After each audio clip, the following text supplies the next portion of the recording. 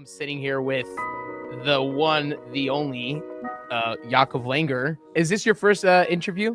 Was there any pushback, whether it was like negatively? What is your favorite or most meaningful moment that most people won't know that you want to share now? I'm Yaakov, and this is the Pneumius Podcast.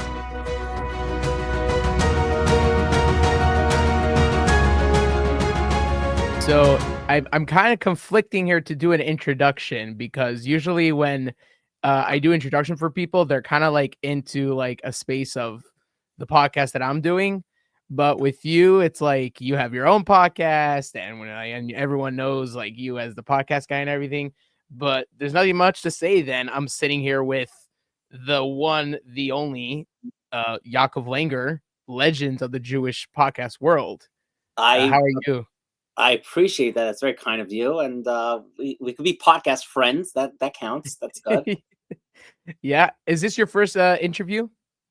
I've been interviewed, but I try to tell people, not because I'm humble. I don't think I think I know what makes a good interview. I don't think I make a good interview, but hey, if it's gonna get at least one more person to listen to my stuff, let's do it. And that's why you're on the other side of the mic, you know? Yes. So yeah, so let's start from the beginning because I'm very interested to know what your background is. Especially like I would say as a person that's always being broadcasted in every episode of your podcast or anything that a lot of things have to do with living Lchaim and stuff. I would say you're most probably uh your background is not much as known. So I'm very, very interested, like where it all started for you, what's your childhood been like, and everything. Sure. I had a great childhood. I still feel like I'm still going through it. I didn't grow up yet. I grew up in Brooklyn, in Flatbush, and I am the youngest of four boys. Great parents, great brothers. I only have brothers. No sisters yet. You never know. And I had a great childhood. I think because I was the youngest, I got away with a little more than my siblings did. Maybe my parents were a little more burnt out at that point, so I had a lot more exposure to like movies and TV shows, and I think that helped shape my understanding of media. Still learning, still always learning, but yeah, I think that was my first entrance into the podcast world without even realizing it, or to the media world, just being a consumer. So you grew up with in general media, not necessarily specifically like radio shows or being or interviewers or broadcasters. Well, the answer is I personally didn't, but I was exposed to a lot of that kind of content from my mother. I remember my mother, she listened to a few people, kind of like those prime time when someone's like sick, and then you get to Yeah. like, see some of those kind of shows. So, uh, it's funny. I think it does, that kind of stuff does bleed into what I'm doing today. So it is pretty funny. Right. And I think what's interesting is that the common denominator between what you were just saying, for those who don't know what type of shows they are, especially when they're more in a religious home or some sort like me, but I think the common denominator is that those are not necessarily like the like aura, like happy jolly type of entertainment shows. Those are like serious, like down to earth, like grounded type of discussions. Um and you Yeah. would say podcasts are essentially. Yeah, that's a good point. Yeah, it deals with real life. It's funny in one way, if you just look at media as a whole, like podcasts could be considered like in the same field or bubble as movies or even social media, because there are similarities, but I think that the strong difference is there is a certain authenticity that podcasts have. It's real life. It's people talking about real life. And I Right. think there's been obviously, a big increase in the past 10, 15 years in that space of people just looking for authenticity as social media comes to arise, or as there are more and more films every day, which there's always, a point to escape. There's a value there, but I think people are just getting tired of just escaping and going also to social media and seeing, yes, it is real life in certain ways, but it's such fake life. It's just people sharing, the best of the best of the best. So the 99% that they're not saying, people really, you know, aren't buying it as much. Right. It's so funny because also before the summer I interviewed Nachum Siegel. Sure. And yeah, and it was what was interesting about the discussion is how much he had to adapt, not in a negative way or not hardship way, but just in general, like because the difference of how much media and what people are interested have shifted over the years. Um, is there a part of you that kind of enjoys the time space that you are when you're doing the shows now? Is there a part of you that kind of wish, wait, what if I did the podcast when my parents were more into like listening to these things or anything? No, I think I got blessed with like entering the space at the right time. I do remember, when I started in 2020, annoyingly having to explain to people what a podcast is. So Yeah, that was annoying. They're like, especially like yeshivish, like, is it a shear? Is it a class? Like what? Like, well, it kind of is. It could be, but it's not really. It's more of a conversation. right. So that part was hard, but I feel blessed to enter this space, when so many people, without even realizing it, like this new opportunity was actually there. So yeah, I do feel lucky.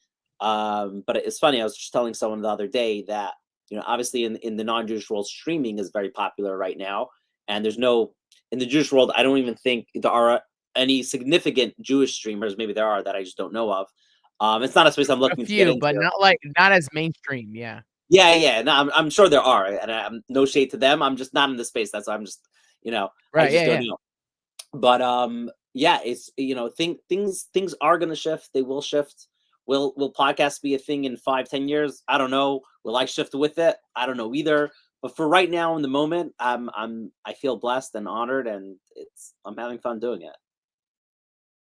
Is there so let's start from the beginning when you started getting into the podcast store or especially with Meaningful People. I assume that's the first thing project you did, unless there's Yeah. something before that. But what was the start of it and how did you get involved? Yeah, sure. So I made a group between my wife, myself, and a good friend of mine, Benji Weintraub, and it was called Stell All. I still remember, and I wanted to do like real interviews. I remember on my go-to list was like Uncle Moshe and Avram Fried, and just the personalities in the Jewish world that we all know. um and I never did it, and but then I got approached to do Meaningful People and start that. And I did it, and it was great while it lasted for me. And it definitely was difficult to move away and just build my own thing.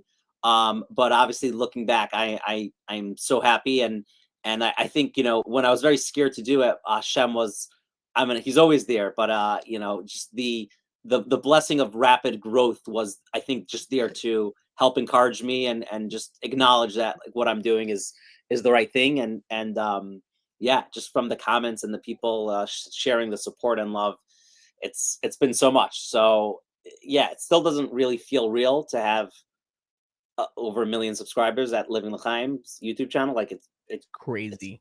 it's crazy. It is so Yeah. crazy. Like, And to think that it blew up only within like the span of 2-3 years. it's crazy. It is Yeah. crazy. Yeah, we've been growing so quickly. Um, but yeah, I'm honored. I'm blessed. I feel responsible to make everyone happy and try to produce content that Yeah. makes the Kiddush Hashem. But yeah, it's an honor. Yeah. Well, one of the interesting things is that what I love about when I interview people on the podcast, specifically this podcast is like themed on things that I love to do as an artist, of whether it's like video making or singing or music, is that I get to interview people in this space that's been doing it for a while, or I would say like the most experience in that field. So one of the interesting I love is hearing and taking things from that from the conversation that we have on the podcast. What was your first interview and what was that like when you like okay, like maybe this is serious, maybe we're starting it. What was that first interview like and who was it? Sure. Yeah. Like, first interview ever, like, that I ever recorded. Or at least the one that was seriously taken by you and whoever you were doing with and it's public, like really well known. Yeah, I guess because I've done stuff before, but I never really put it out. But I guess with Rabbi Feiner, of Eitan Feiner, was the first like actual interview that I released. Um, yeah, it was great. I remember like during the actual interview being like, "This is gonna make such a big impact on people's lives." The actual story of Rabbi Feiner. For those who don't know, he's a big tzaddik, and he's the Rav of the White Shul here in the Five Towns. Him and his wife were struggling to have children for many years, and then they finally had a son, and he was born healthy. But then within like moments of him being born, something went wrong, and he didn't have the proper, Yeah. I don't know the proper terms, but um in the end, it made his son have very specific special needs, and he's not 100% mentally functional. And just hearing him just talk about that, and talking about bitachon, it was, I knew for myself it was making such a impact on. So I was like, okay, if it's working for me, this is it's inspiring me, really, then it's gonna happen to others. Were you nervous when you did that first, like, when at least that interview where you knew that you were gonna do something out of it, you were gonna actually take it seriously and make it post it and actually do something out of it. Were you nervous at all? No, yeah, I mean, there's always like jitters. Whenever I release any episode of anything, whether even if I'm hosting it now or not, there's always like natural jitters. But I get very confident with the content that I produce, or I should say we produce, because we do our due diligence, we do our proper research, we do, again, there are mistakes that is made, but we really believe in, or I believe in what I'm doing. So that confidence doesn't really get me so nervous. I think different people are built differently. Some people, let's say like my wife, like she doesn't have that same, I guess, confidence when it comes to this kind of thing, and it's not the right fit. She's great at so many things that I'm not good at. But when it comes to like putting you or your content or your thing out there, you have to, not only be 99% sure, you have to be 100% sure. Like this is the right thing. So will it get so many views? Will it make such a big impact? That part I don't know. I hope so. I believe it will. And sometimes you're right, sometimes you're wrong. But in terms of like, is it the right kind of content? I'm usually very, very certain on. I remember the first interview I did, and I was like so nervous, not because of of how I was supposed to conduct the interview or anything, but I was nervous because it was an actor that I grew up with. Oh wow. And yeah, and it was like, and it wasn't like an actor that played a certain role that I grew up with. He was like the actor in Orthodox Jewish Israeli films, and he was acting in a lot of different things. And so it was like, how like there was a part of me that was like, how am I gonna approach this? How I'm gonna ask? And I remember like preparing like so much like notes and stuff. But then like within 3 minutes of the interview, I just like fell into it. I was calm, and I didn't look at my notes. And I let the conversation flow and just hit the topics that I needed, but I let the conversation flow. I remember like it being like easy for me once I got into it. Yeah, I totally hear that. I think so many times when I have a guest that is nervous, to one of the things that I do to calm them down, and it's true, is first of all, if I tell them that this is not a speech. There are times where people speak, but that you're doing 100% of the talking. You need to prepare everything. People are looking at you. To hold people's attention is a lot harder. This is a conversation. You have conversations all the time. You have it by your Shabbos meals. You have it when you're, sitting on the train. You have it with the people you love, and people that you're just meeting for the first time. So we're all very, I think, good at that. We're all very good at conversations. Yeah, some people are just more natural. Some people like to talk more. Some people like to talk less. There are different personalities, but if there's something to share, and they have a story, or there's a topic that they're expert on, they really don't need to be nervous. Especially the fact that at least the podcast that I record, it's not. We are recording it live, but no one's listening live. So there's always, if they feel like they said the wrong thing, and we could always cut it out. It's not a big deal. Right. But in general, like I love the idea. And it's also an idea that I remember when I got into the thing of like getting to a longer form of entertainment, like a podcast, instead of just listening to a 5-minute interview of, let's say, Alvin Free saying what's the updates and what I love and a cool idea, but listening to an hour and a half. At first, to me, it's like, oh, it's like an hour and a half, but then when you get into it, it just like you really fall into it. And I feel like everyone in the film world kind of had that thing when it came to podcasts, because now it's like a normal thing for everyone to have a podcast. It's almost as much as music to everybody now in the film world. But when you first started, it was like a very strange thing. But so my question is, I would say that you were probably one of the first, like when you were doing Meaningful People, that was probably one of the first mainstream, so to speak, from podcasts, and it was getting out there kind of. Was there any pushback, whether it was like negatively or maybe there wasn't a good idea to pursue, or was there any like hesitance or anything? Yeah, I mean, there's always concerns, when you start something new, that there's gonna be stuff like that. Not really. Not really.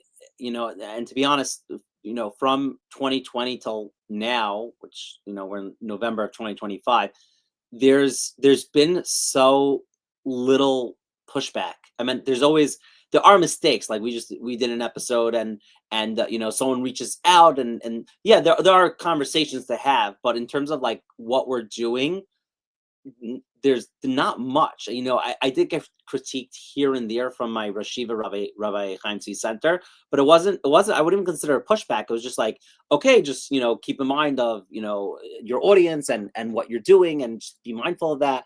But not really. I think the society that we have, that we grew up in, there are things that we hear, that if someone's doing something that's very bad, we hear about, like, don't do this, and that's good. But I think when it comes to new stuff, I think we often assume faster that there's going to come with negativity, and it's not really. People are curious, people want to hear, and if it isn't inherently bad, then there's there's a lot of good to it.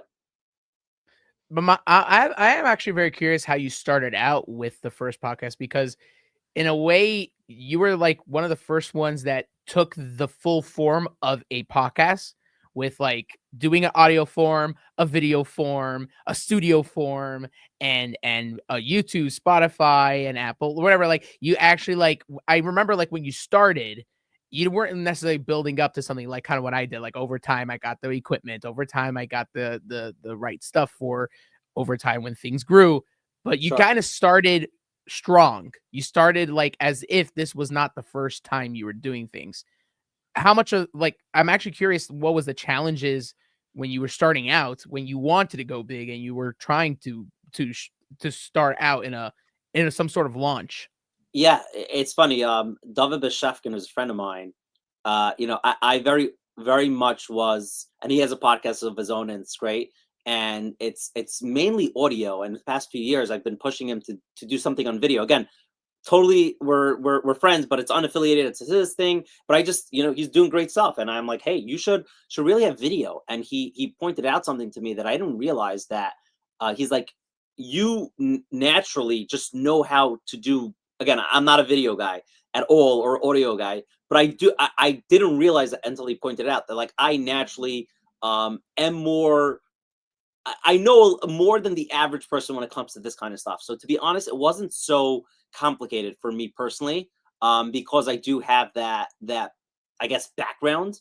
I was always very involved in my yeshiva perm spiels, which is, from, I guess, from a technological standpoint, has been actually very helpful when it comes to videoing stuff and editing it.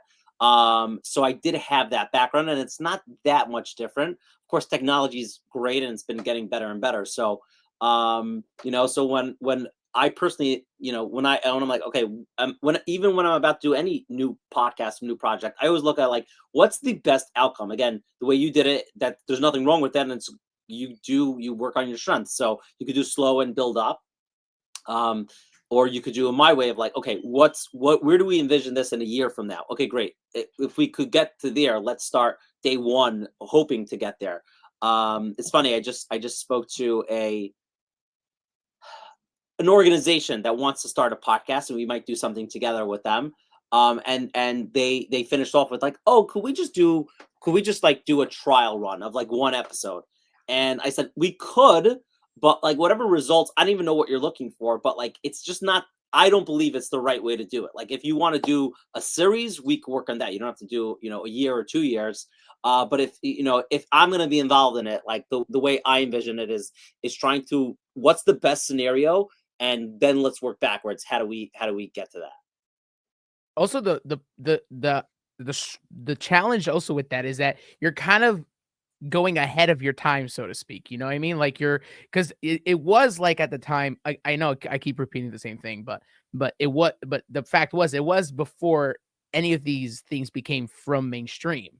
Yeah, And my question is that, like, how did you, like, what was your, like, strategy in making sure that you never fell through, you kept going bigger and bigger, even though you were kind of ahead of your time, people were not necessarily getting it till a year or 2 later when people started getting more and more into it. How did you stuck to and give it bigger without burnout or without. yeah. So in terms of burnout, I do think again, I'm just speaking for myself. I know I am very passionate about the things that I'm passionate about. And if it doesn't fall in that bucket, I really don't care. So since I started, I very naturally am curious. I very naturally love doing this kind of stuff. So that part has been honestly very easy. Obviously there's always shifting and adapting with times, but um the game plan today is the same as it was before of trying to record a bunch of episodes. Obviously, I've gotten maybe quicker at doing stuff as I've worked out that muscle. But today I have 20 episodes that I for inspiration for the nation, let's say, that I did not release yet, that I'm holding off, and we release once a week. And I just constantly try to do interviews, so I have where to pick from, and there's an unlimited amount of awesome people with awesome stories and awesome things to talk about. Yeah. So there's a lot. The funny thing is that you kind of pick the people that are mainstream kind of, and the people that I have both. I try to use both, but the fun is when I have the people that typically people don't remember from the childhood, or they didn't think that they would be interested. So Sure. let's say this actor that I first started out, when I first, like, said I'm interviewing him to people, and like I was shocked and I was like really happy. I was a big fan of the guy, and people are like, "Wait, you're interviewing that guy? Like, that's actually interesting." And they didn't think that would be funny, or like, not funny. What am I saying? Like people were surprised that this was an idea to interview these people. Yeah. So I like that dynamic of different people, different levels, different backgrounds, different interests of different audiences. Yeah, I very much believe that every single person could be interviewed, and not only that, every person you interview or anyone interviews could be inspiring. Like there's something in their life, could be from a long time ago, could be from yesterday, that would give other people chizik. The hardship is getting people to click on that. That's why Yeah, like so many yeah, people, bring in, like, if you told me there's someone who learns 24/7, he's a tzaddik and he always does secret chesed, and I don't know, but maybe he's just not, he's very slow at talking, and he doesn't have his right. words. So I would tell someone like, does not mean that that person's not an inspiration for the nation. They are, maybe they're more than a lot of people I have on, but I don't know how I could get someone to click on that. Yeah, But again, exactly. doesn't mean they're not amazing. So I He could totally be hear that. inspiring, but you need to get someone inspired to Yeah. be Listen, inspiring. if someone doesn't click on an episode, that's zero people listening to it. So Yeah. you need to get the clicks, and then you could inspire. That's what I wanna actually do, like, when eventually when I kick this off and try to do something and where I have the time to doing experimental things, I do wanna try to out a podcast with people that you don't know, with their stories, and there will be a theme of them having inspiring stories in their lives. That would be really, really cool. Yeah, I mean, you could take my model. The way I do it is I try to get in people that people want to hear about, like Mati Steinmetz, very popular singer in Israel. Great. Yeah, And then the next week I'll do an episode with someone no one knows about, but they have the trust. They say like, okay, Yaakov, okay, living Lchaim, we know that you put out content that we trust and it's good. So hit us, you know? Yeah. So that's actually a good question I actually have. When you have a podcast like Meaningful People and Inspiration for the Nation, it comes with a label, because like you're kind of telling people that this is someone with a message. And so you're supposed to come in with kind of like a bias of a ease when you're listening to it and getting information. Is there a lot of pressure when you have a guest on and you're labeling them the inspiration for the nation or the meaningful person? So yeah, for inspiration, the answer is there's zero pressure. Something that people don't see is all the research and all the suggestions or ideas that don't make it to air. So when someone is actually, they're sitting down in the chair, it means that I've looked into them. It doesn't mean I know everything about them, but it means that they've earned the ability to be comfortably sitting there, and that they could know, and the audience knows that there's something here that if someone listens to it, that there could be a chizik that comes out of it. Again, this doesn't mean that they're a tzaddik. It doesn't mean that Right. they're automatically your role model. And I always say also, like, I try to be super diverse. I'm just talking to someone who's in 12th grade in Darchei Torah, and he was telling me about one of the episodes that I've done, and whatever. I basically told him, he was like, asked me a bunch of questions, and I said, you should just know, when I created that episode, I didn't think you as the target demo. Of course, I know anyone could listen, but and sometimes we have people that listen to every single episode, but generally people listen to the episodes that pertain to them. So I told him, I said, if you have any issues or challenges with the episode, and it wasn't a controversial at all. I was just saying, like, you're not really the target demo. It was more for Right. like Yeah. the 35-year-old mother in Teaneck. Like, it wasn't really for you. So that's okay. Also, like, it's not, and people, most people, and again, he was younger. Most people realize that and recognize that. So that's good. Yeah, and sometimes I get the opposite effect. I had a mother come up and say, "Hey, my kid, he's not really like social, the type of social kid, and so when he listens to your podcast about like making videos with actors that he grew up with also when he was a kid in Jewish videos, it's like everything for him because he loves like the idea of content making behind the scenes." And to me, so most of these episodes are me kind of geeking out as a fan.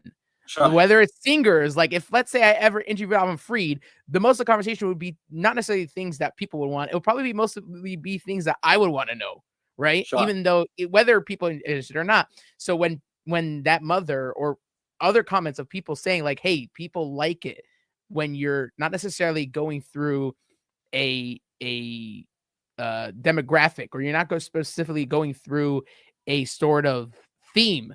You're just genuinely talking with the person, whether it is something that is the norm of like being an interviewee or the norm of just you talking to a guy. People take different things in different ways that you don't expect from those episodes.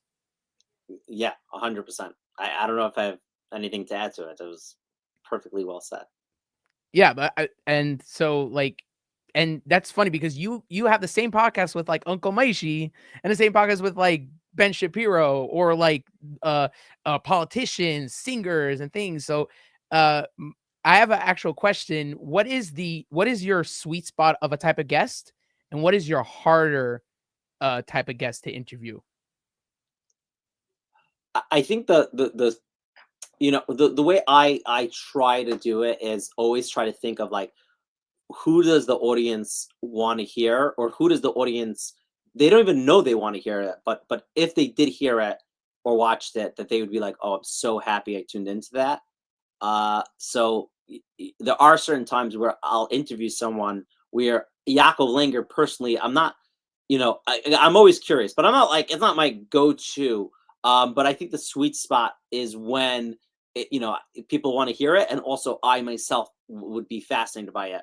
I'm actually releasing this Matzei Shabbos, an interview with a girl who grew up Amish, and she Oh is now, wow, yeah, she's now an Orthodox Jew, which I honestly have always not thought of, that like, different look, but yeah. exactly. No, there are a lot of similarities, but obviously, like, at least for me personally, the Amish world is so interesting and fascinating, and then to have someone from that world become a Jew, for me, I think it's the longest interview I've ever done. I even say in it, like, okay, I don't know if so many Wow. people are gonna be so interested in like all the Amish culture, but like I am. So let's just lean into it.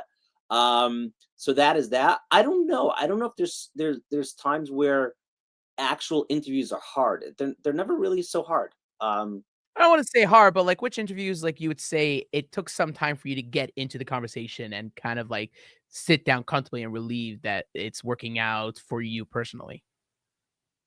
um, there are sometimes people, have a harder time saying over their story, whether it's a language barrier. I have had people on from Mexico or even from Israel. So Yeah, those interviews are a lot slower. It's a lot clunkier. Of course, with editing, we could make it as smooth as we could make it. But right. I think that technical issue is always the hardest. Um, I just interviewed someone 2 weeks ago. I don't know. This is gonna go up in a few months probably, but like he knew English well enough to say over his story, but if I asked him a follow-up question, he would like turn to the side to like his wife who knew like fluent English, and he would like ask like it was just so funny to me because like he's talking, and then he's like, and then I went to the store, and I said, and then what Right. happened? He's like, ¿Cómo estás? I'm like, what? Like, whatever language, and so those are harder, but I do believe we have the world's best editors. So I do believe that shout out to Sterling and Jody. So I do believe that they'll do a great job at making it as fluid as possible. But I think those are the interviews that I am the most concerned about. But we take time to edit it and give it as much love as possible. What would you say to people that are kind of more into the technical side? Because I'm also kind of interested in that too. What would you say is the major difference of someone who wants to do a podcast and they're not really sure how to approach it when it comes to platforms like YouTube or Spotify, how big to go, how niche they should go? What would you say is the advice you would give to people about when it comes to platforming your podcast or your content? Yeah. So the my advice is I would start off with probably two steps before that, and we could get the platform. But I first ask the person who wants to do it, like the why. I've Yeah. Oh, I yeah, think sure. I could be wrong. I think I've gotten, if not the most, of the most people asking me like, "I want to start a podcast. Can you explain it, like ABC of it, or like what do I need to do?" And I try to stop all of them and say like, "Why do you want to start a podcast? Do you Yeah. want do you want to make money? Do you naturally enjoy it? Like, what is your why to it? If you want to make money, I advise again. Baruch Hashem, living Lchaim does make money, but it's not like there's a lot of time and effort and blood, sweat, and tears in there. But like you have Yeah. to like, it's not just where I don't believe you have you at least in the Orthodox podcast space. I can't like if your goal is for money, it's going to be very hard to keep it going. Second thing you have to ask yourself is who's my audience. I see a lot of times people create for themselves, and obviously you have to you yourself have to enjoy it, but you also have to know. Again, it could be you don't know who the audience will be, but you have to like try to be in tune with like who's going to be listening. And then once you know that, I think then it's a lot easier to know like the platform. Let's say you're like, oh, my audience is going to be like super yeshivish people. Maybe you just need a call-in line and just spread out your call-in number. Baruch Hashem, we have a great line. I don't know the number by heart, but like in Lakewood, we have so many people who listen just from calling in. But maybe it's people who go to YouTube a lot. Okay, so then you need a video component. Maybe you want people just listening and you don't care for that certain growth, but you want like a super niche, so you could do audio only. There's no right or wrong answer. It's just trying to figure out who the audience is and then how to serve them best appropriately or most appropriately. Right. What would you say when you start doing Living the Chaim, what is the one thing that is part of the platform that most people don't know as much that you wish people would notice a part of it? Is it a program? Is it something that's behind the scenes?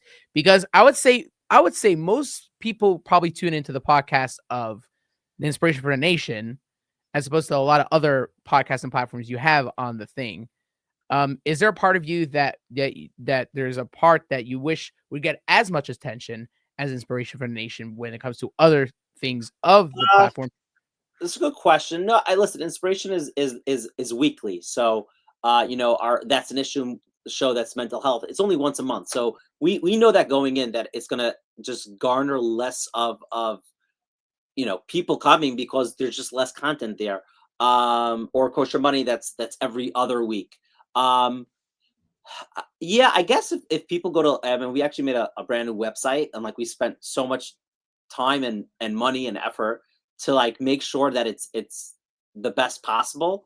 So yeah, they could go live in Lchaim.com, and it's very clear there, the shows that we have.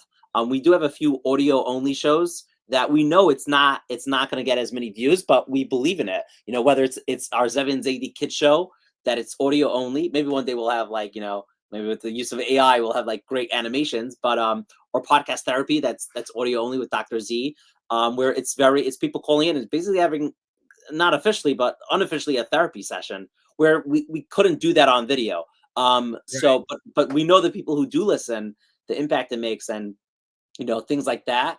I would say no. The biggest thing that I do care about is I love feedback. Not on my WhatsApp. So many people WhatsApp me, and I appreciate it, but that's not the best place. But on the actual videos, usually like the best way we can understand our audience is through hearing the episodes that they like or that they don't like on the YouTube comments. It could be critique, it could be something that they enjoyed, and we really lean into that. So if you're ever watching an episode or use like listening on Spotify, yeah, share what's going through your mind, because we really do appreciate that and lean on that, and it really does help us understand you. Because at the end of the day, if a video has 100,000 views on it, that's great.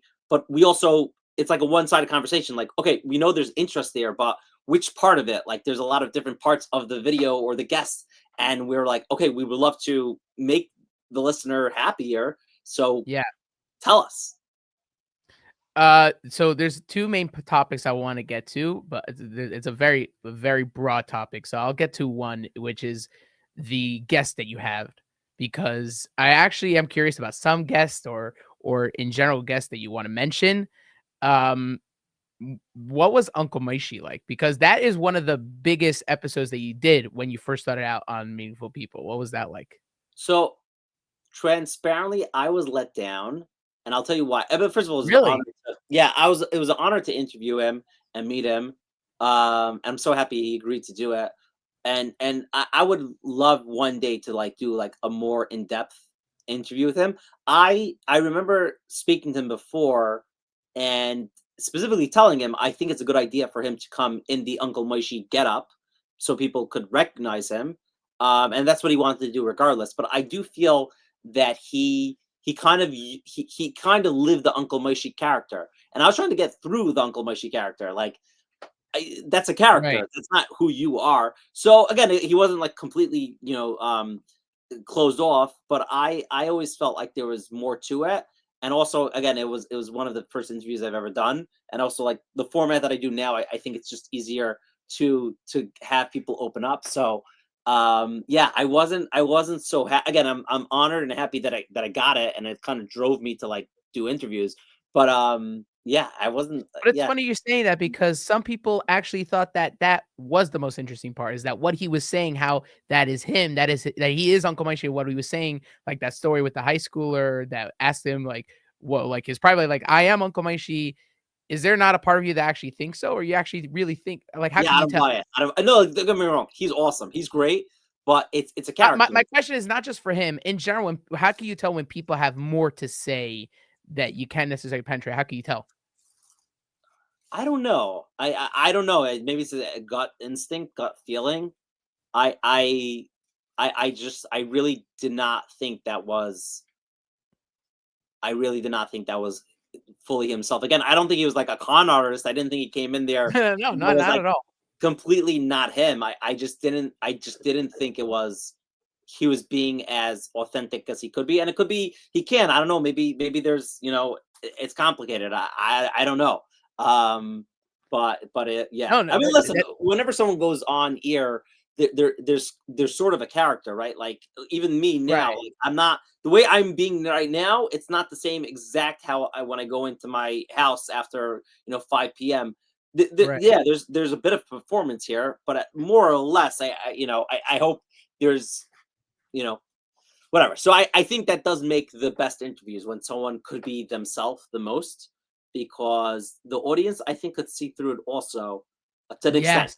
Yes, yeah, Maybe whether they realize it or not, I don't know, but subconsciously, like the best episodes, that people really connect with, it's usually with people that are very just open. Again, I'm saying open, I'm yeah. not saying like a topic based episode where you don't really need to be yourself. You just need to be an And expert also, or it doesn't have to be an episode where, like, someone is crying, opening up his heart. No, it's just generally that they're just being very open and answering, and they're yeah. just like they're in the moment with you.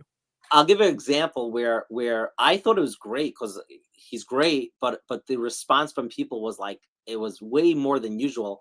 I did recently. It was around Sukkot time. Episode with Shlomi Dax. And Oh, again, yeah, great guy. yeah. So Yeah. so Shlomi Dax again. I He's wanted Shlomi. to interview him, and he told me that there was a podcast that interviewed him that was coming out and ended up being you, so Oh, no way. Okay, yeah, okay. Well, you totally get him. But I think there was something so refreshing about him that like people really felt like he did. He opened up, like he spoke about when he was younger, his parents got divorced, and he was talking about like just him having to adapt in the music industry. There was something just very very open about him. And again, I don't think he shared every single thing about his life. He doesn't yeah. need to. But I think people really resonated with that, and it did great. And I think it really he did a really good job, honestly. I did a live stream sometimes, like in Sphera, or if I because I like to live stream once a week because I Oh, like wow. interacting with the audience, even if it's like something weird where we'll just react to a video or longer concerts, or even like some. I did an interview. I reacted to your interview with Alvin Freed as a Sure. live stream, and it was pretty cool. But my question is, I was getting to something. Uh, Live stuff? You're saying live? What was I s No, I was You're talking about saying Simon Dax I was trying to get to a point. B doing stuff live? I'm not sure. but yeah, but my point is that, um, when it comes to, like, genuine moments, like, people really read into it, and sometimes they'll read moments that you didn't think they were at the moments. So basically, even when I'm doing live, for example, there's things that I'll pick up from the audience, like we'll post on chat like, "Hey, like, you notice this? Oh, I think that." And sometimes I'll agree with them or not, but the point is that they're all genuine, it's all authentic, and I think that's what people like about what we're doing in this space. And that's why sometimes quality is amazing, but I think as time goes on, people care less about high quality. How big is your quality of entertainment or media, which cameras or mics? It just at the end of the day, people just graduate to like simply like what it is the content itself. Yeah, totally. I mean, you can't beat the actual content, the packaging and the branding and all of that. It plays a role and it makes it nicer. But if you have the nicest, podcast studio and the best equipment, but the actual interviews aren't good, it doesn't last. And we've seen that. It's like a hook with a fish, right? The fish is the hook. It doesn't matter how big the hook or how nice or shiny or unrusted or polished. What matters is the fish. Yeah, yeah, totally. And that's my best advice when people say like growing a channel or whatever it is. Like you can't fake it. You gotta make sure your product is amazing. And if it's not, like how do you fix it? And yeah, you can't buy that. You have to really create it. Sometimes you did live interviews. Um, is that how I is don't know if that for that's you? accurate. When you say, oh, you're saying like in a shul in front of others. You mean like that? Yeah, Live. my mistake. Yeah, live audience, I meant to Yeah, yeah, say. yeah. Live audio. We Yeah, yeah. have done live audience interviews. Sure. So is that like is that like interesting for you because in a sense that like it's very different, it's a whole different ball game, or is it not as different for you personally as people think? Um, Logistically planning it is annoying because, like, it, you know, Oh, of course. inviting people and telling them about it and all that and getting, I have the system down pat in my studio. Getting people into a shul and having to record it, it's annoying. um there's a certain energy that I do think could either help a guest or make it harder for them. For me personally, it doesn't, like, it doesn't really change so much. It's the same at the end of the day. Once the mics are on and I'm having a conversation, the habit, I, to me, it's always the same. I'm having a one-on-one conversation where either people are going to be listening to this in a month from now, or they happen to be listening to it now. It doesn't, for me, it doesn't change so much. But I'm sure different people would have different answers. But that's my answer. What I want to get into also is the idea of you doing a double or duet or like, but one of my favorite episodes you ever did was the one where you were with Joey, Benny, and Mordecai Shapiro in one studio, one sitting, and they were like rubbing off each other and rubbing off you, and you're monitoring it. Um, is there a part of you that like kind of like the one-on-one? What do you like about what do you like about the when you have more than one person, Sure. more than one-on-one? What's like the differences, the same? Yeah, I generally prefer one-on-one only because I just think, me personally, like, I have a lot of friends. I don't enjoy hanging out as much with like 5 or 10 friends. I obviously enjoy it, but when I'm with one-on-one with a friend, it's always the best. Yeah, Or whatever, any relationship, I always just prefer that. I think it's just more, there's one clear conscience over here, there's one clear conscience over there, so it's just easier for communication. yeah, When you bring in others, 2 or 3 or whatever it is, or a like, it's fine, but it's harder to navigate because there's just more cooks in the kitchen. It's funny today. There's, again, I don't want to say who it is, but there's, let's call it a band. It's not a band, but there's a band out there, and there's 5 members, and the band's like, okay, let's do an interview, and I'm like, it's too much. Like, it's gonna be, yeah, it's way too. And again, it's my voice plus 5, whatever. So it's just, I think it just gets too much. But there is an aspect to it when you have more than two that it does lend to, like, more fun. So yeah, it definitely was a lot of fun with Joey, Benny, and Morty. Um, and I'm totally open to do it again. And yeah. lately we've had like roundtable sort of conversations on some of our shows, so we're totally open to it. But personally, I always like the one-on-one the most.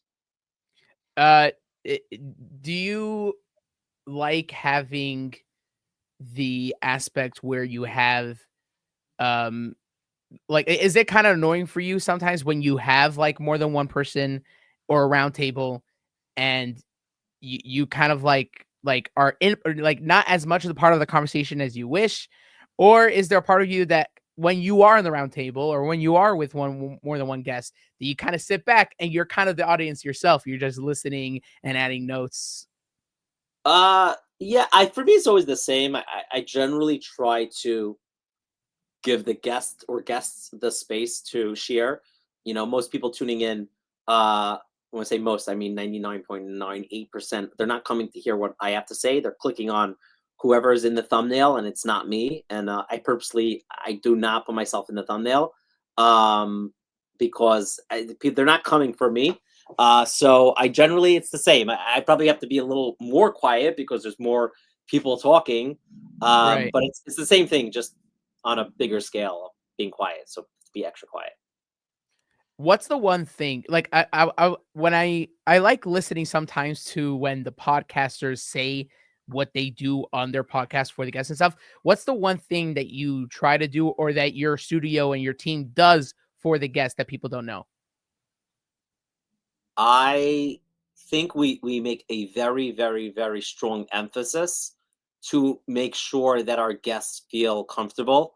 And I think we have a good name out there. People know when we reach out to guests or potential guests, uh, especially when it's a sensitive topic, or there's God forbid, like a death or something like that. We're extremely sensitive. Yeah. People know, like, we're very not pushy. We do not push anyone or pressure them to come on. We go very much about it in the most, I believe, the most derech eretz kind of way. And yeah, maybe in the short term it's not a good strategy, but I do think in the long term, you do have a name and your name gets out there, and I do think we have a good name because we do try to treat people respectfully. One of my favorite episodes is the episode with Shia Hecht.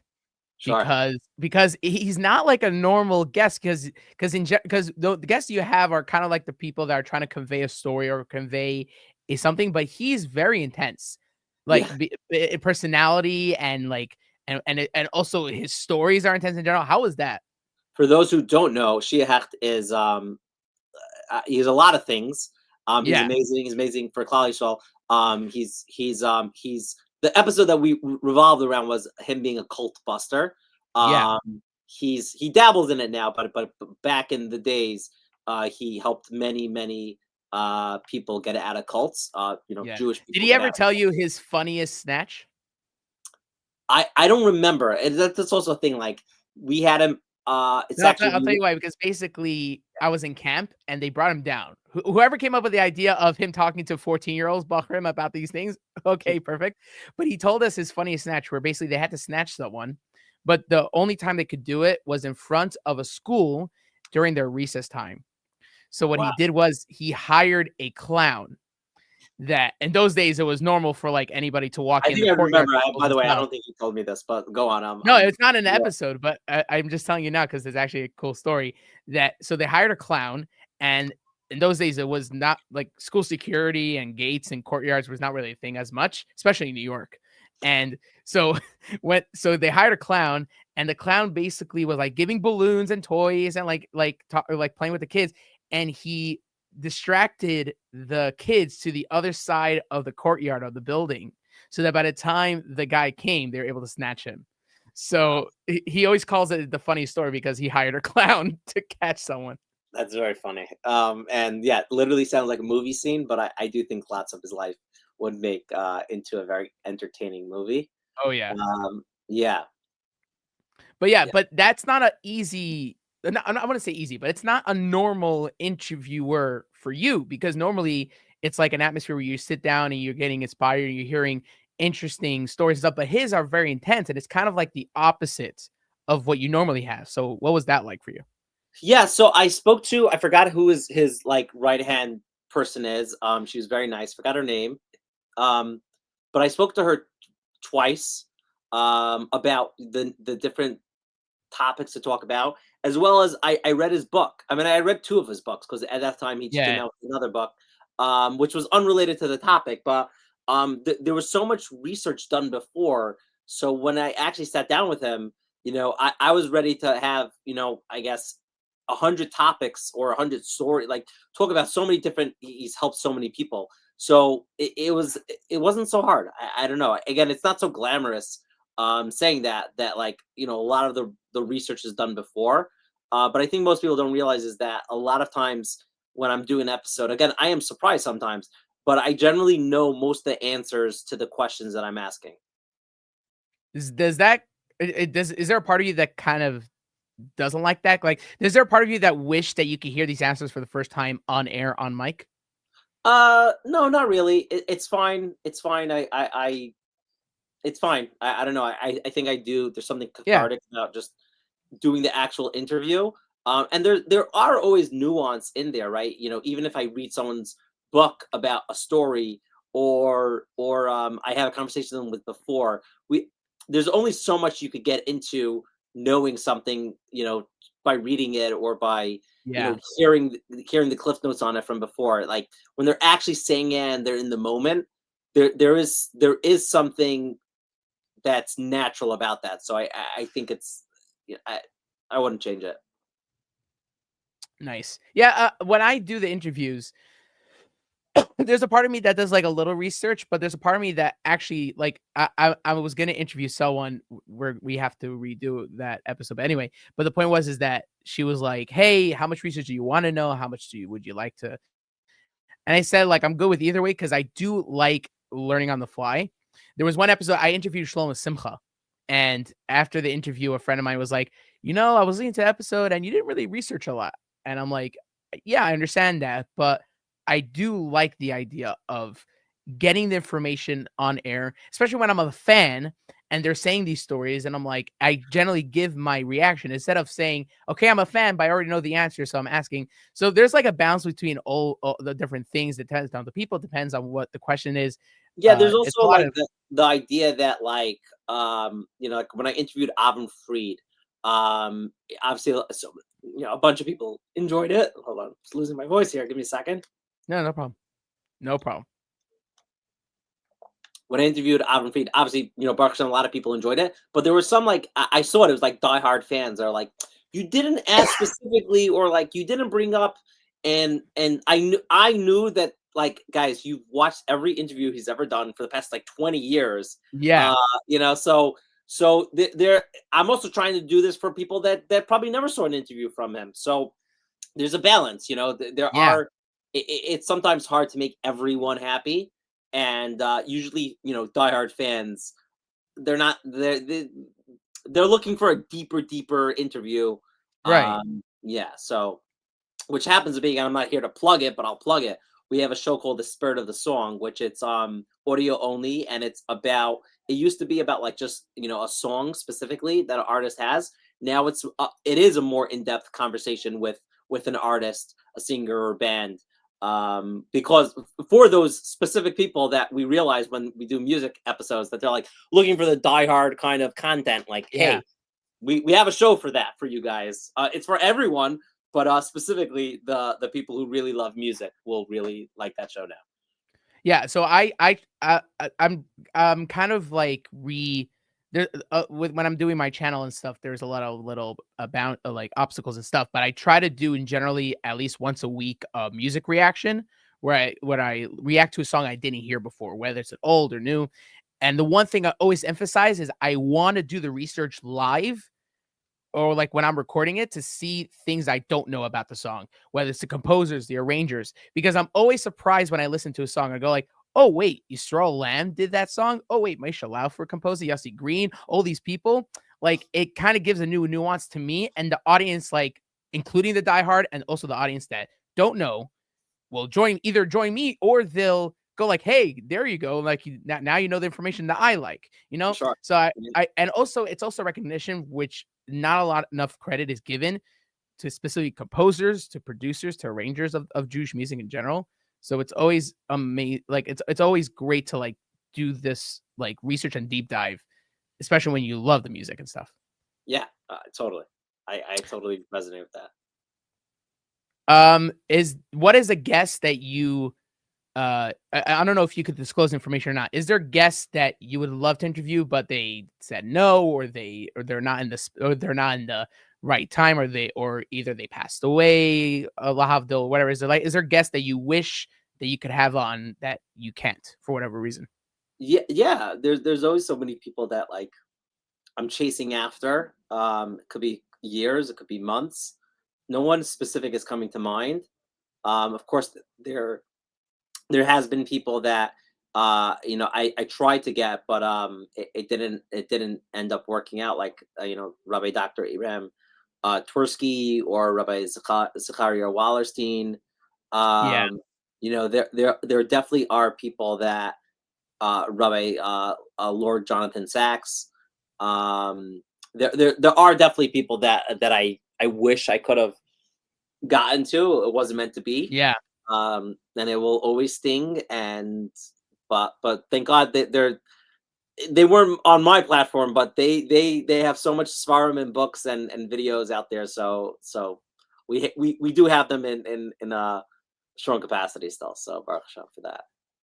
So before we move on to a different topic, I do want to end off giving a compliment or something that I noticed that I think you personally, over the years and over the episodes of you doing interviews with these people, meaningful people, inspirational people, that I could tell that you yourself take a lot from these conversations. I Like actually whether flush them out the window. I don't listen to any of it. I do the opposite. I take it and put it in the No, but trash. I Like think, the trash like, me with the personally, when I see whether it's conversations where it used to be more like starting out and now it's more professional, or just in general, I think you do, like, have a more professional presence and, like, or whatever, like, over the time, like, I could see that a lot of things matured, a lot of things, like, got better and more bigger and more, and I just wanna give the compliment, but I also, my question is, how much has it changed for you personally, besides for the fact that it changed on the landscape and fame and press wise? But I'm saying for you personally, for your life, how much has these podcasts actually changed your personal life at home? Or Yeah, I don't know the answer to the question. I'm sure it has, but I guess I'm just so stuck in my life. Like it definitely impacts me, when you're there and you're listening to someone talk about their bitachon or uh, a challenge that they've gone through, like it definitely, yeah, it sticks, but I don't know how much of a difference it makes the fact that I'm doing the interview versus, someone who's actually listening to it. Like I would imagine that there's not much of a difference. Like we're both in the, I guess, in quotes, listener seat. So I don't know. Yeah, maybe I'm face to face, so there is something more personal about that. But in terms of like the actual impact that it could make, like I don't know. Like I'm curious if you did a study on me versus someone who listened to every single episode consciously. it's not necessarily like me, like, oh, I'm trying to find something or anything, but I kind of just like, I noticed that a lot of thing has grown over the years of you doing this. So maybe I'm just reading it too much, because sometimes I technically do that. Like when I talk about, like, when I interview like directors that made my favorite films, and I go like, this nuance and this detail, and they'll go like, I didn't really think of that, but good Yeah, idea, you yeah, know. probably. Yeah, I would say probably that. Like I'm probably not reading into it as much as you are. Like I'm just doing it. You're like, oh, that's probably why he did X, Y, and Z, and I'm just not even conscious of it. Which, by the way, Yeah. I have the same thing when I do my own stuff, so, like, it's very Yeah. fun. So one thing I do wanna get into is the idea of how much, on Living Lchaim social media, that you've grown and tapped into, like, the idea that you didn't just tap into your platform space, you also tapped into the Jewish world, kind of publicizing the frum world, whether it's videos of Hasidim dancing, or the IDF doing memes, or just genuine videos of kindness and chesed. When did that start for you? I think the way I look at it is our podcast and videos is our main thing. Like that's what we are. Everything else around it, whether it's our newsletter or our Instagram or TikTok, whatever it is just to help push people towards our longer form content. Obviously, after October 7th, there was so much the Jewish world, we were so shaken up. So Yeah. it did lend a big opportunity for us to kind of shift from just focusing on our long form podcasts and obviously incorporating how do we share that light in our long form, but also in our short form. We've seen such a wild rise of anti-Semitism that I'm sure you growing up we've always had it, but not to Yeah. this amount of clarity. So it was just such a good excuse to like just share like the good moments. We are a nation that's supposed to spread light, and of course we're supposed to spread it to the world. But uh, you know, our core mission's always towards the Jewish people. Like, how do we make sure the Jewish people feel that light? And so I think that that's how our social channels has shifted to acknowledge that there is a lot of light, and let's find it and let's spread it. I also have to say thank you to you, because I remember it was a few weeks after October 7th, or a month or two, whatever it is. It was like around that time where everyone's shaken, everyone's looking for something. And my mother was like, where can I find just positivity? Because I see so much bad news and bad things. And I showed her your channel, Oh no way. specifically YouTube Shorts. And she was like, "Oh wow, what is this?" I'm like, it's this guy. He either puts shorts of his own things, but he also puts out things like good things that are happening, the chesed, the fun things, the comedy things of the Jewish world. And it is a big a deal to have. What if we just focus on only good, even though sometimes we have to say, okay, this is happening, we have to stress the Right. idea, but there is a need to, we have to overpower the space with positivity, even if there's times of need where we have to also showcase certain things that we don't feel comfortable to, but at least the space is filled up with the opposite, so that whenever we need to, we could just gravitate towards it. I think when it comes to media, it's very easy to have doom and gloom kind of, you know, content because Yeah, that kind of sells. And we're aware of that, but we're super conscious to know that when we put out content, whether it's short form or long form, we want someone walking away feeling more positive about their life or their abilities than when they walk away. I know yeah, specifically like kosher money, there's so many conversations that my brother has that it could be like depressing, really, figuring out not making enough money or having to yeah, budget, and it's real struggles people have. But we'll never put out an episode where someone walks away and like feels like, okay, so now what, we're like messed over. Like, no, no, no, we're yeah, gonna put out content that it's gonna be practical.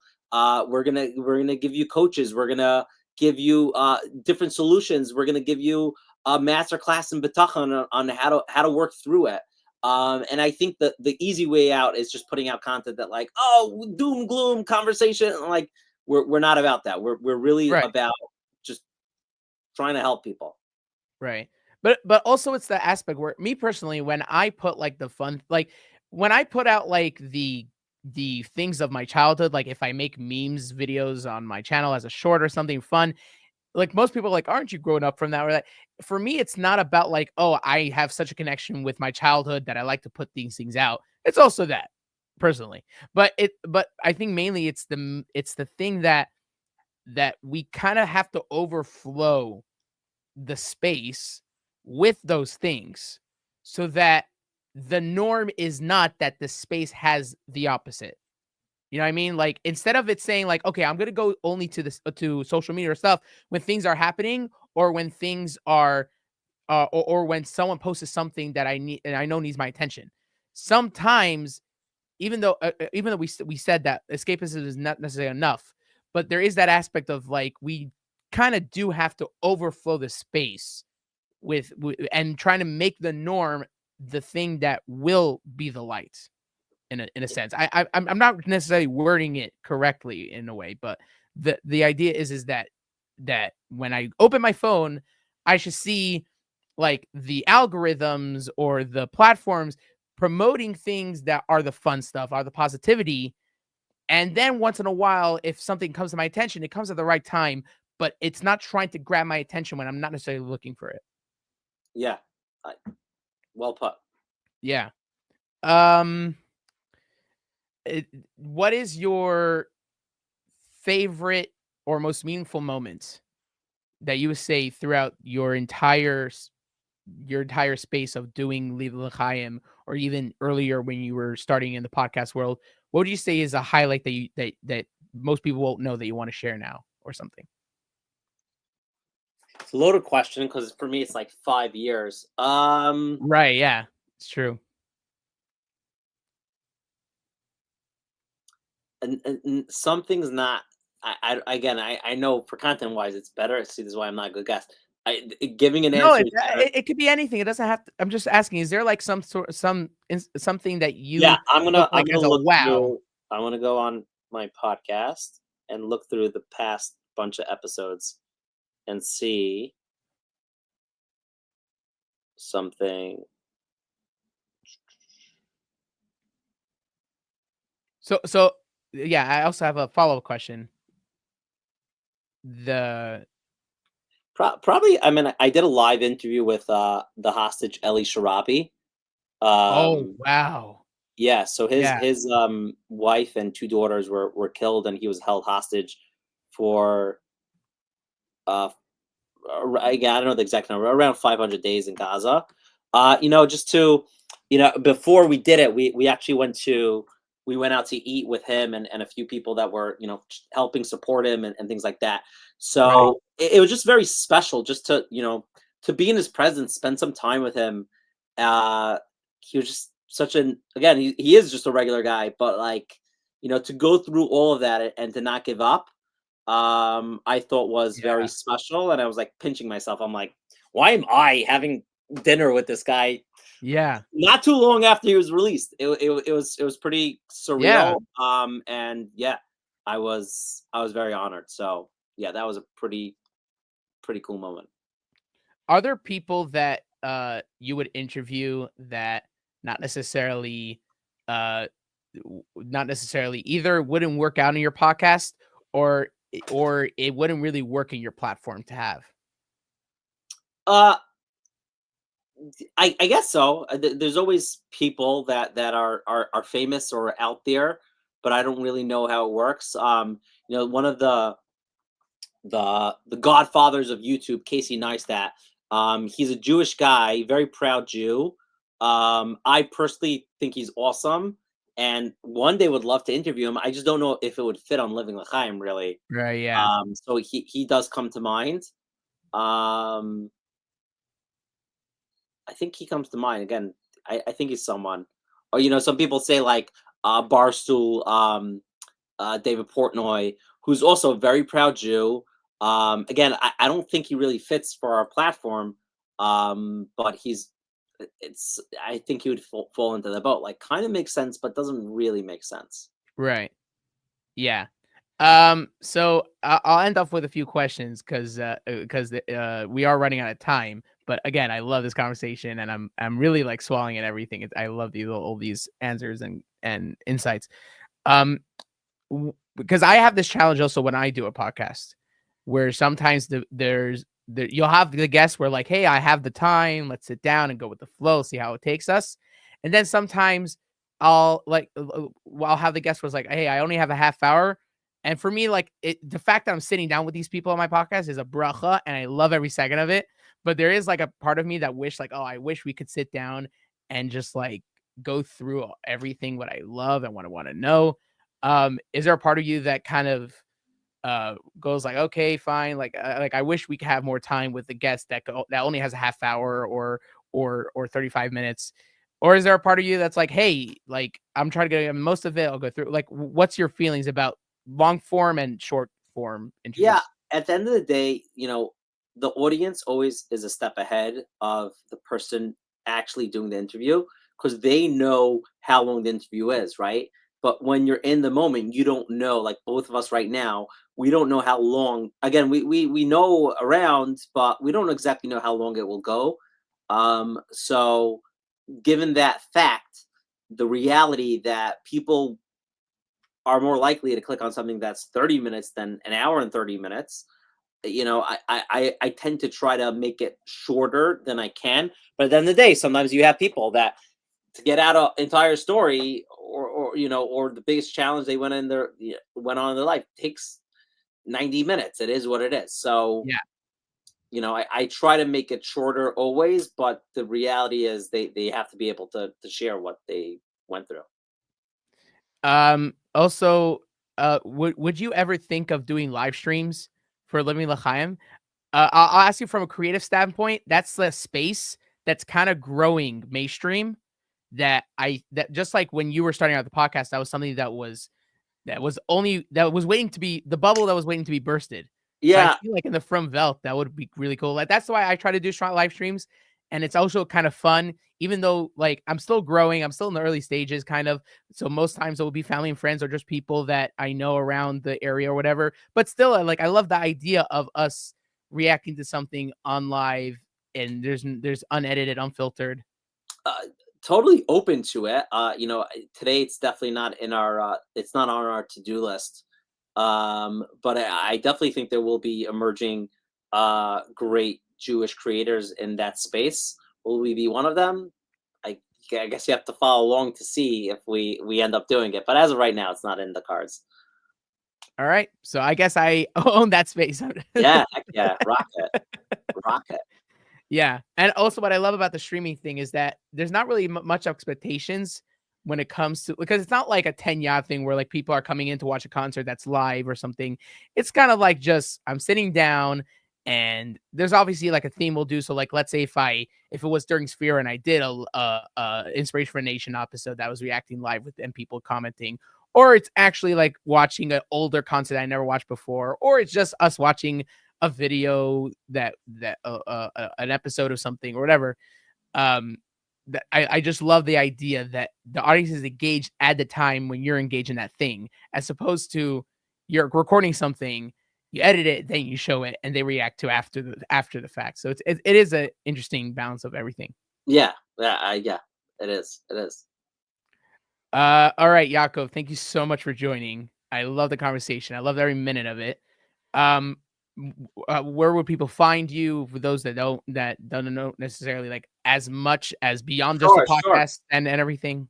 Well, Uziel, thanks so much for having me. It's been an honor. I hope for whoever listens, I hope they enjoyed it. And in terms of finding us, yeah, you can find any of our Living Lchaim content wherever you find your podcast. Hold on a second, call. Whether it's Spotify or Apple or our YouTube channel, you go on our website if you want to see where you can find us. And we have a lot, so don't get overwhelmed. Just find one episode, one piece of content that pertains to you. Give us a chance, check it out, and yeah. And I would definitely suggest to people to stay tuned with your YouTube Shorts or your Instagram of Living Lchaim, because it's always good to have that once a day or once every 2 days, like just positive or just fun, or actually just a short meaningful clip. Those are amazing to watch. I personally that actually, like, when I go through my things and things I subscribe to or whatever, and when those things pop up, it's like a real highlight for my day. So I would suggest people doing that. Thanks, man. Also, I also want to end off saying to all my guests that thank you so much for being an inspiration for me in this space. So whenever I interview actors, when they're inspiration for me when it comes to filmmaking, or when I do singers, when it comes to me loving music, and I would say you definitely, you or your team and people that in your platform, Living Lchaim, or Meaningful People, when you used to do that, like really open the doors for everybody. And I feel like it really opened the doors for me for doing things like this and every other thing that I like to do on me personally. And so I really want to thank you for being a part of that for me. Well, thank you very much. Really appreciate it. And kudos to you for starting this. Some really cool episodes I saw. And yeah, can't wait to see what else you got in store for us. Yeah. And hopefully we'll have you back in the near future. Not in the near future. Let this one out there, But yeah. Well, I'm invited back next month. Okay, call me back. Yeah, we'll see you. We'll see you eventually. Yes, thank you so much. Okay, thank you. Thank you, everybody, for joining us. There's another episode of the Premiers Podcast every Thursday, and every Sunday we have our music reactions with songs that I never heard before, and I react to it on camera. And every day we have our dose of Jewish music, where I do short reviews on Jewish songs out there. Please leave your comments and subscribe and like this video and share it with everyone you know. I really enjoy doing this every week, and I hope you do too. So please join us every week, and thank you for joining us, and have a wonderful day.